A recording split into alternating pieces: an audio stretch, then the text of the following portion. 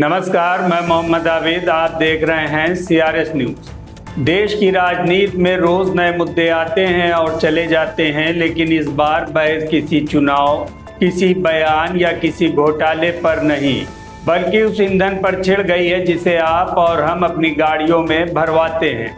जी हाँ, हम बात कर रहे हैं E20 पेट्रोल की। कहने को तो यह 80% पेट्रोल और 20% एथेनॉल का एक ऐसा मिश्रण है जिसे पर्यावरण को बचाने और विदेशी तेल पर निर्भरता कम करने के लिए लाया गया था।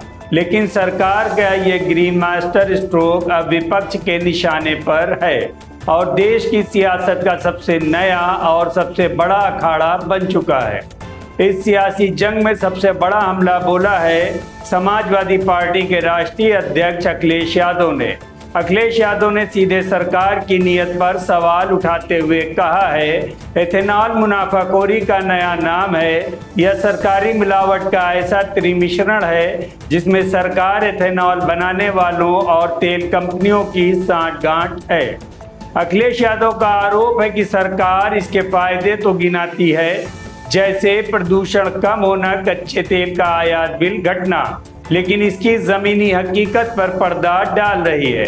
हकीकत यह है कि E20 पेट्रोल से गाड़ियों की माइलेज गिर रही है, गाड़ियां जल्दी खराब हो रही हैं और स्टार्टिंग की समस्या बढ़ गई है। कम एवरेज की वजह से जनता को ज्यादा तेल डलवाना पड़ रहा है। गाड़ियां बीच सड़क पर धोखा दे रही हैं, जिससे मेंटेनेंस कॉस्ट बढ़ गई है। गाड़ी की रीसेल वैल्यू घट गई है और उनकी ओवरऑल लाइफ भी खत्म हो रही है। इसी मुद्दे पर आम आदमी पार्टी के संयोजक अरविंद केजरीवाल ने दिल्ली में सीधे ग्राउंड जीरो का रुख किया।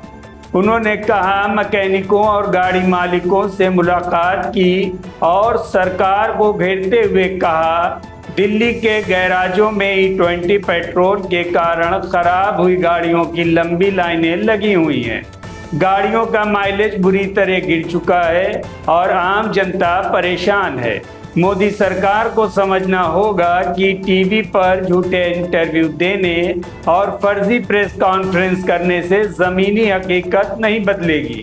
लोगों को E20 थोपना बंद करिए।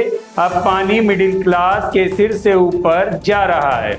वहीं विपक्ष के इन तीखों हमलों और चौतरफा दबाव के बीच अब सरकार भी एक्शन में आ गई है। पेट्रोलियम और प्राकृतिक गैस मंत्रालय ने हाल ही में एक हाई लेवल Q&A नोट जारी किया है।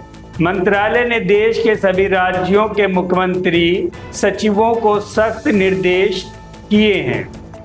सरकार ने साफ कर दिया है कि ईंधन के रखरखाव या सप्लाई चेन में किसी भी तरह की लापरवाही को बिल्कुल बर्दाश्त नहीं किया जाएगा। पेट्रोल में मिलावट या क्वालिटी के साथ समझौता करने वाले किसी भी शख्स या कंपनी के खिलाफ बेहद कड़ाई से निपटा जाए। लेकिन यहाँ एक बड़ा पेच है। मंत्रालय ने सख्त निर्देश तो जारी कर दिए हैं, लेकिन ये साफ नहीं किया है कि क्या देश में अभी तक कहीं बड़े पैमाने पर पेट्रोल में अवैध मिलावट पकड़ी गई है। न ही सरकार ने किसी विशेष राज्य या किसी बड़ी कार्रवाई, जुर्माने की जानकारी सार्वजनिक की है।